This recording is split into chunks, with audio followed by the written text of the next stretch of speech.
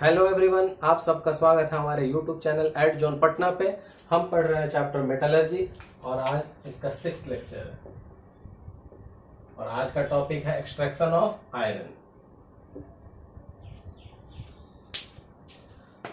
Iron को extract करने के लिए सबसे पहले मुझे इसका ओर पता होना चाहिए। किस ओर से करेंगे हम लोग? ओर है इसका हेमेटाइट।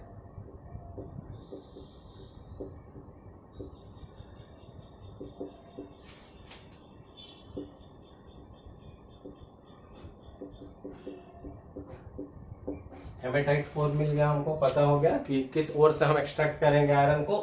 हेमेटाइट सारा स्टेप हमने पढ़ रखा है। सो सबसे पहला स्टेप क्या होता है? स्टेप 1,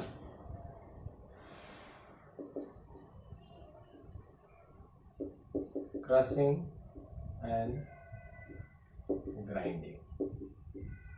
क्रशिंग एंड ग्राइंडिंग में इस ओर को लेंगे। ओर क्या है हमारा? Haematite Fe2O3। Crushing and grinding में लेंगे इसको, क्या बना लेंगे? पाउडर फॉर्म में क्रश कर लेंगे। स्टेप 2 क्या आएगा हमारा? Concentration of ore. इसमें कौन कौन सा टाइप यूज करेंगे हम लोग? कॉन्सेंट्रेशन ऑफ ओर में पहले हम लोग हाइड्रोलिक वॉशिंग यूज करेंगे।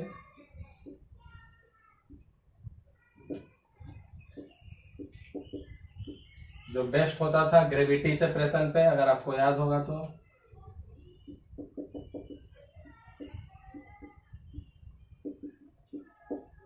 साथ साथ में हम और क्या लगा सकते हैं? सिंस हमारा आयरन है तो हम लगा सकते हैं मैग्नेटिक सेपरेशन ऑल्सो।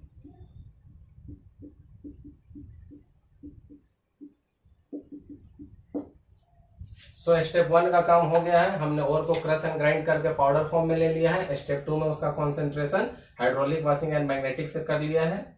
स्टेप 3 में हम क्या करते थे? मेटल को उसके ऑक्साइड के फॉर्म में कन्वर्ट करते थे। मेटल को उसके ऑक्साइड में कन्वर्ट करते थे। सो हमें यहाँ पे स्टेप करने की कोई जरूरत नहीं है। इस स्टेप को हम स्किप कर सकते हैं। क्यों? बिकॉज हमारा जो ओर है वो ऑलरेडी ऑक्साइड फॉर्म में है। क्यों स्किप कर सकते हैं? क्योंकि जो हमारा ओर है वो ऑलरेडी इन ऑक्साइड फॉर्म। तो हम लिख देंगे कि क्यों इस स्टेप को, स्टेप 3 को स्किप करना है। बिकॉज ओर क्या है हमारा? Is already in oxide form.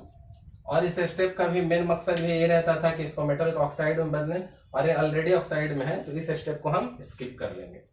Step 4 क्या रहता था? जो ऑक्साइड है उसका कन्वर्सन, रिडक्शन करके मेटल में, मेटल के ऑक्साइड का रिडक्शन करके क्या मिलता था? मेटल। सो एक्चुअली स्टेप क्या है?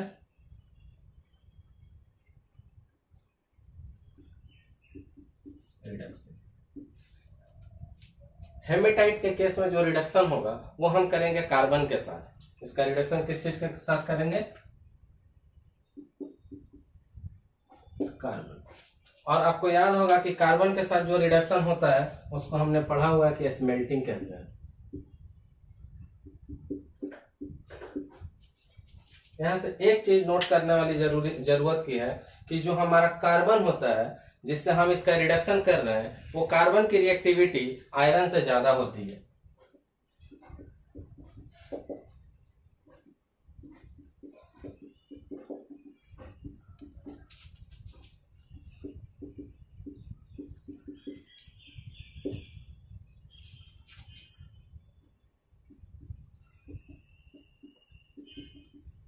More than iron.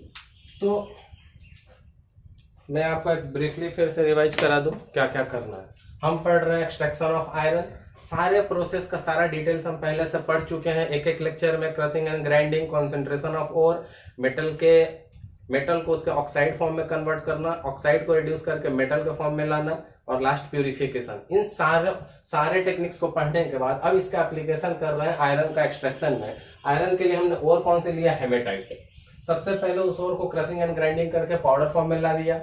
सेकेंड में उसका कॉन्सेंट्रेशन किया, जिसमें उसमें मेटल के कंटेंट या परसेंटेज को इंक्रीज करते हैं। तो हमने चूज किया हाइड्रोलिक वॉशिंग, जो ग्रेविटी सेपरेशन बेस पे काम करता है, और साथ में सिंस आयरन है तो मैग्नेटिक सेपरेशन मेथड लगा लिया। अब जो मेटल उससे मिला कॉन्सेंट्रेटेड मेटल, उसका हमने उसको ऑक्साइड फॉर्म में कन्वर्ट करना होता है स्टेप 3 में, which is the oxidation step. But this step can be skipped here. क्यों यहाँ क्यों उड़ा दिया? क्योंकि जो हमारा हेमेटाइट है वो ऑलरेडी ऑक्साइड के फॉर्म में है, सो ऑक्साइड बनाने की कोई जरूरत नहीं है, it is already present in the oxide form, so ये स्टेप स्किप हो सकता है। अब जब वो ऑक्साइड फॉर्म में है तो उसका रिडक्शन करना होगा मेटल के लिए। तो रिडक्शन करने के लिए क्या करेंगे? रिडक्शन कार्बन से करेंगे, और कार्बन से जब रिडक्शन करते हैं, आपको याद होगा उसको स्मेल्टिंग कहते हैं। इंपॉर्टेंट पॉइंट यहाँ ध्यान देने वाली है कि reactivity of carbon is more than Fe, तो उसको आराम से रिड्यूस करेगा। अब इन चीजों को समझने के लिए हमें एक ब्लास्ट फर्नेस बनाना होगा, जहां हम ये स्टेप 4 परफॉर्म करेंगे, दैट इज द स्मेल्टिंग या रिडक्शन। क्लियर? तो इसके लिए पहले मैं आपको एक डायग्राम बनाऊंगा और फिर समझाऊंगा। तो ये ब्लास्ट फर्नेस का एक रफ डायग्राम हमने बना लिया। बिफोर दैट हम डिस्कस करेंगे कि जो ओर है वो हेमेटाइट है। हेमेटाइट ओर में जो इम्प्यूरिटी रहती है वो सिलिका की रहती है। सिलिका मतलब SiO2। जब इम्प्यूरिटी सिलिका की हो तो इसको रिमूव करने के लिए हम लोग क्या डालते हैं? Flux limestone.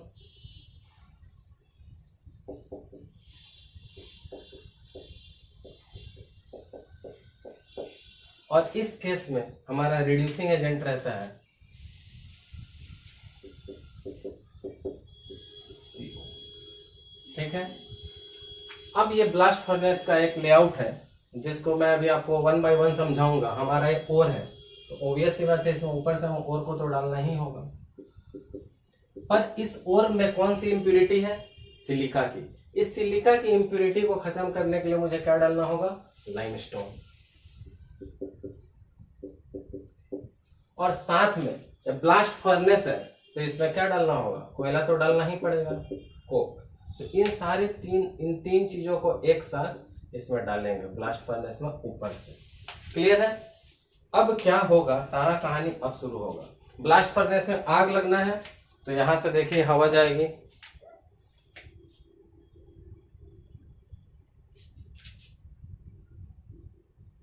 तो यहां से क्या जाएगा? Blast of air.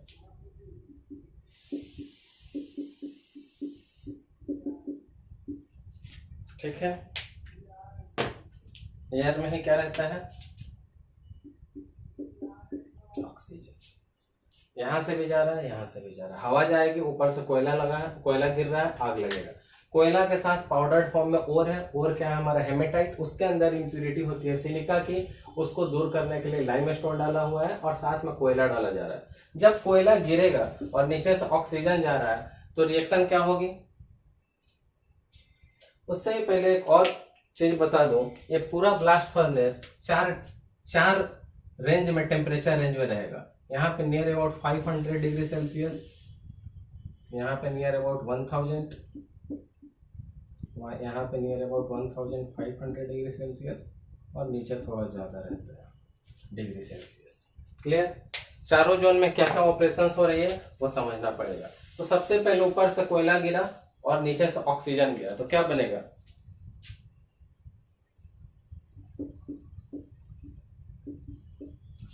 Carbon dioxide gas निकलेगा। अब ये कार्बन डाइऑक्साइड जब ऊपर चलेगा,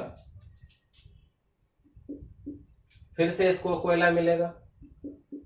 इस समय ऑक्सीजन लिमिटिंग रिएजेंट हो चुका होगा, अब कार्बन मोनोऑक्साइड गैस का फॉर्मेशन हो जाएगा। और यही कार्बन मोनोऑक्साइड गैस हमारे लिए क्या काम करेगा?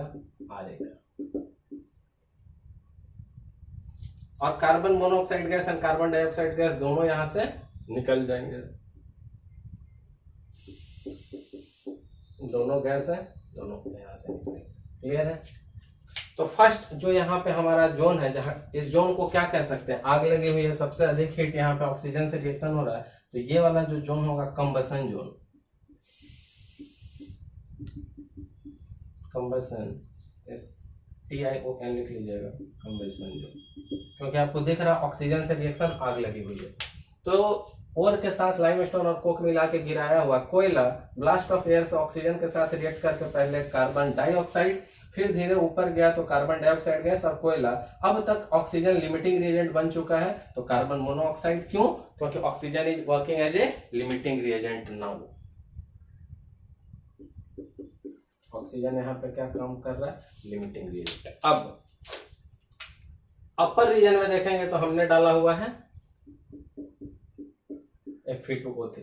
FeO2O3 को ये रिड्यूसिंग एजेंट मिलेगा और इसको रिड्यूस करके बना देगा Fe3O4 और कार्बन डाइऑक्साइड गैस यहाँ भी निकल जाएंगे, एक्सक्यूज मी। अब इसको बैलेंस करेंगे Fe2O3 2 3 3, तो इसको 2 से और इसको 3 से बैलेंसिंग चेक कर लीजिए, इसका 3 से उसका 2 से। क्लियर है? अब ये जो Fe3O4 है फर्दर रिएक्ट करेगा कार्बन मोनोऑक्साइड से ही। अब फर्दर रिड्यूस करके क्या देगा हमको? फिर से कार्बन डाइऑक्साइड गैस निकल जाएगा। अब ये सारी जो रिएक्शन हो रही है इस जोन में हो रही है। अब इस जोन को इसलिए क्या कहेंगे? Reduction zone. क्या हो रहा है यहाँ पे? रिडक्शन। तो ये जोन क्या होगा हमारा?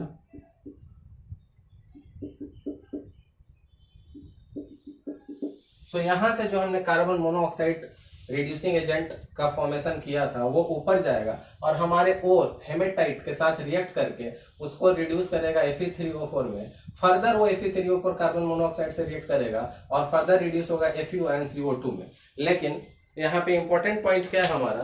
पहले इसको बैलेंस कर लें। Fe3 3CO2। अब मीनवाइल क्या होगा कि हमारा इंप्यूरिटी है सिलिका का और हमने डाला हुआ लाइमस्टोन, तो इस जोन में क्या होगा? ये रिएक्शन देखिए, ये जो कैल्शियम कार्बोनेट हमने लिया हुआ लाइमस्टोन वो ब्रेक डाउन करेगा, हीट में डाला हुआ है तो क्या देगा? CaO + CO2। Calcium carbonate heat होगा तो क्या देगा? Calcium oxide and CO2। ये CaO क्या करेगा? हमारी जो इम्प्यूरिटी है इस ओर में सिलिका उसके साथ रिएक्ट कर जाएगा।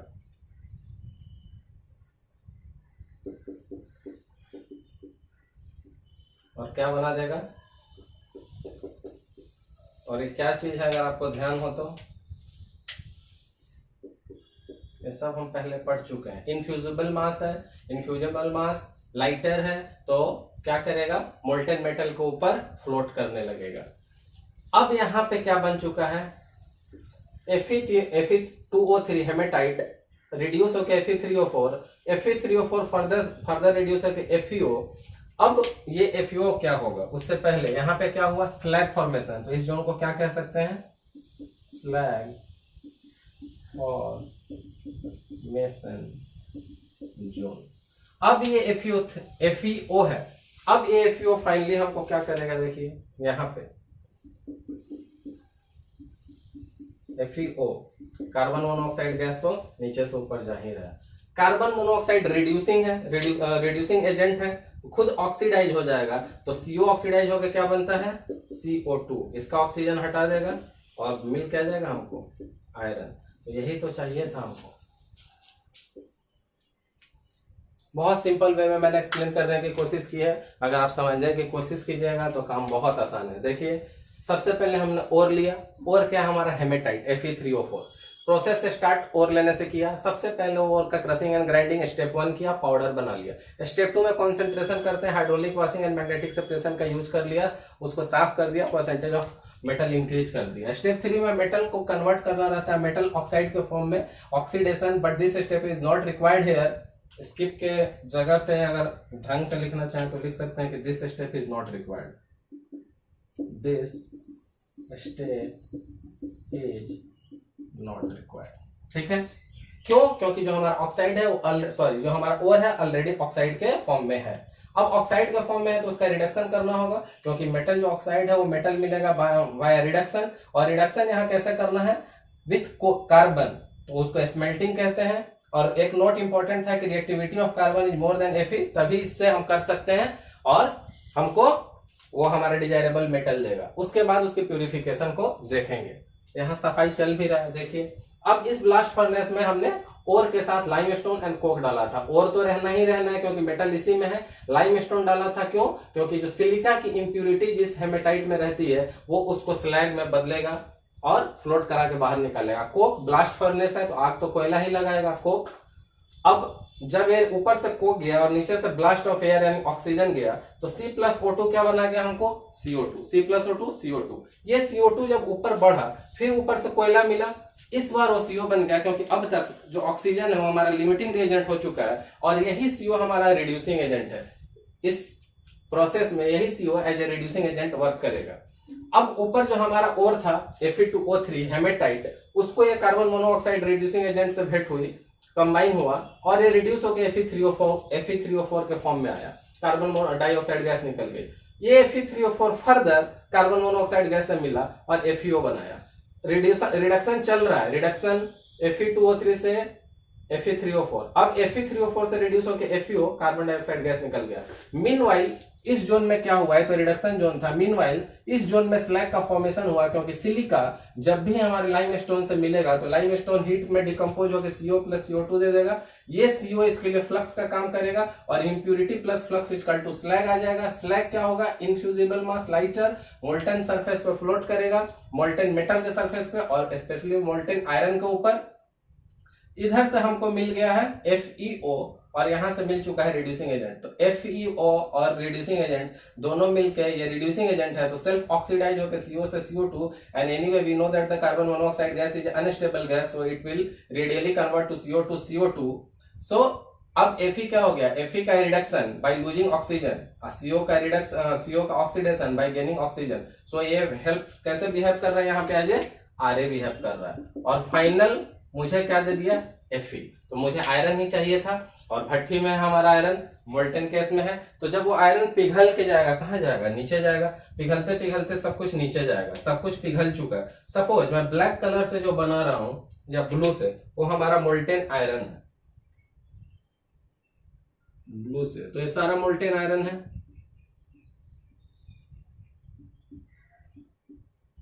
इसके ऊपर अगर मैं बनाऊं तो मोल्टन स्लैग होगा।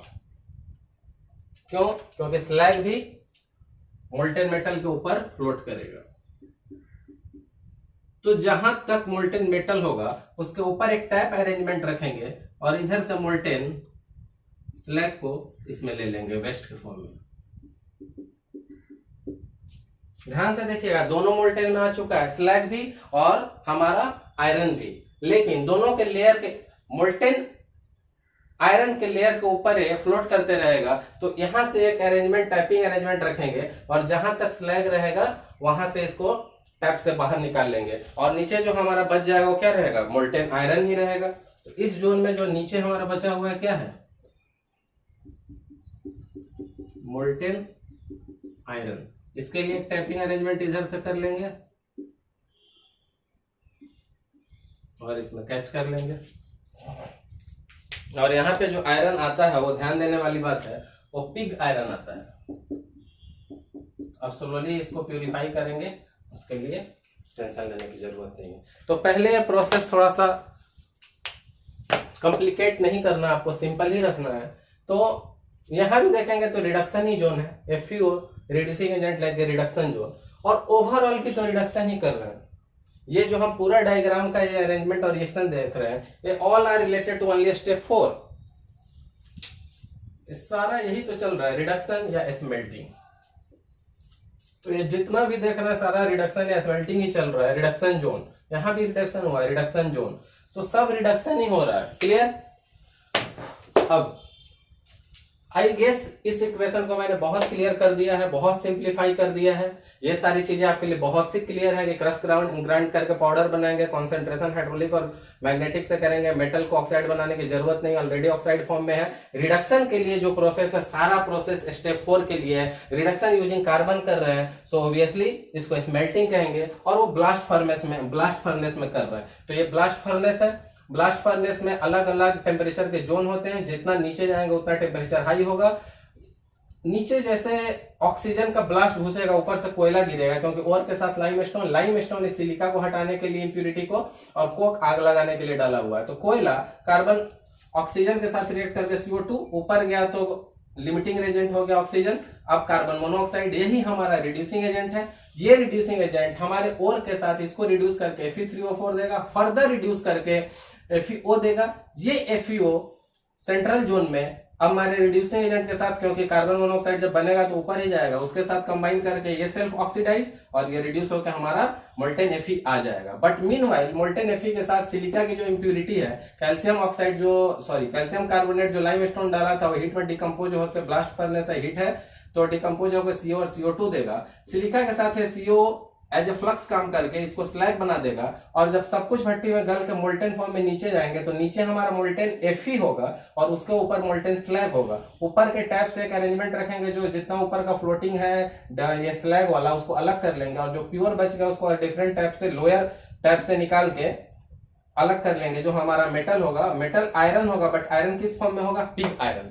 अब पिग आयरन क्या होता है और इसको कैसे कैसे प्यूरिफाई करना है, उसके लिए मैं पहले इस पोर्शन को रब करूंगा और फिर आगे एक्सप्लेन करूंगा।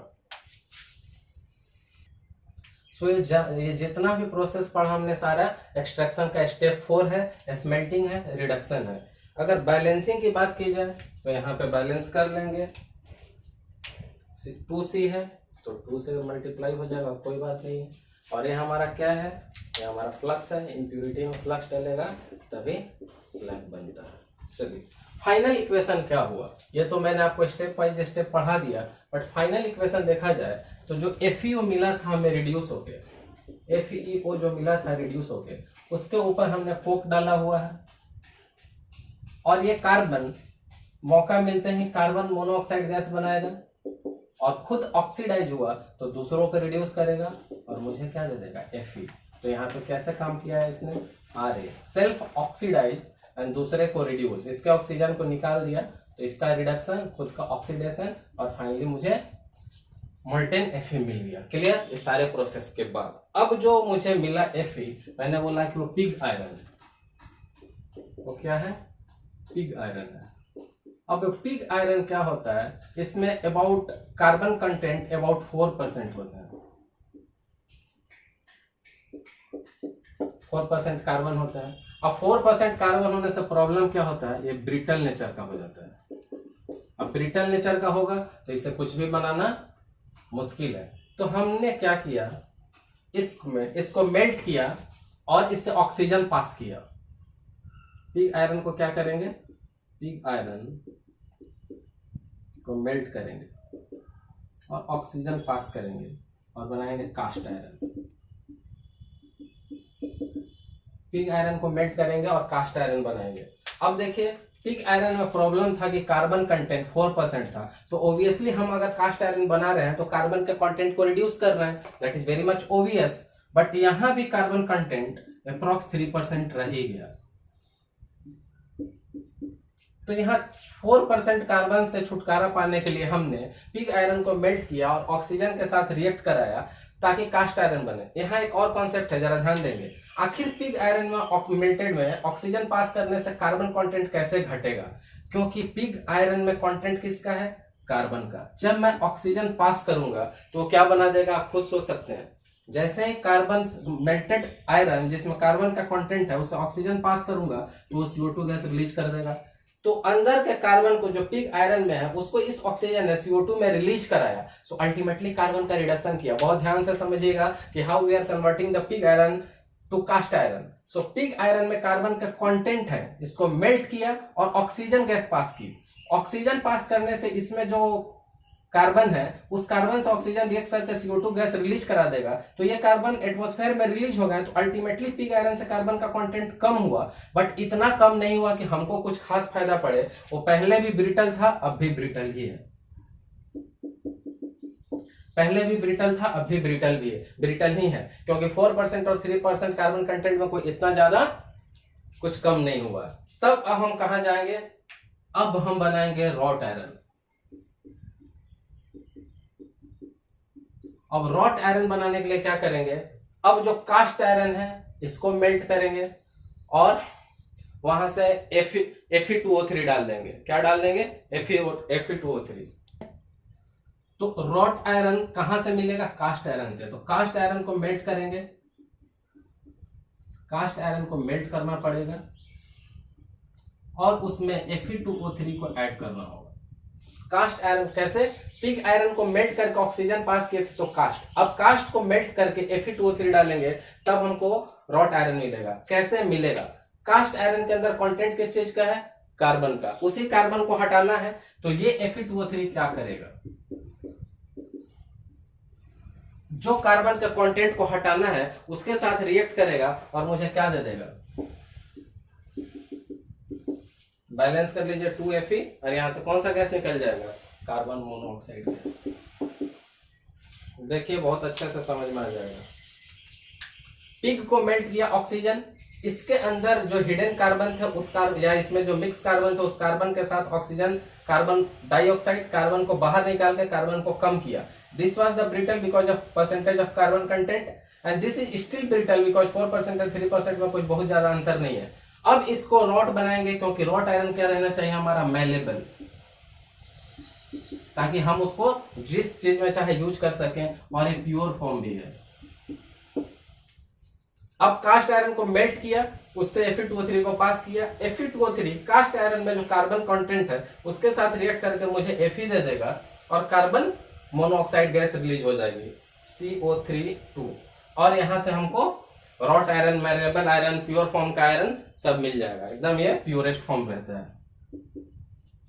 तो यहां पे जब कार्बन कंटेंट देखा जाएगा तो ऑलमोस्ट 0.5% ही रहता है, तो ऑलमोस्ट नहीं है, इसलिए इसकी मेलेबिलिटी अच्छी हो जाएगी। अब इसको जो चीज चाहिए वो बनाने में आराम से यूज कर सकते हैं क्योंकि इसके ब्रिटल नेचर को हमने खत्म कर दिया है by decreasing the carbon content. तो ये कंटेंट का परसेंटेज कैसे घट रहा है ध्यान से समझिएगा। कार्बन डाल रहे हैं और कैसे कैसे कार्बन बाहर निकल रहा है और आयरन से फ्री होते जा रहा है और 4 से 3, 3 से 0.05, मतलब अब ऑलमोस्ट 0.5%, आधा % रह गया। इतने से हमको फर्क नहीं पड़ेगा। अब इसकी मेलेबिलिटी अच्छी हो गई, फॉर्म प्योर हो गया और हमने फाइनली आयरन का एक्सट्रैक्शन कर लिया।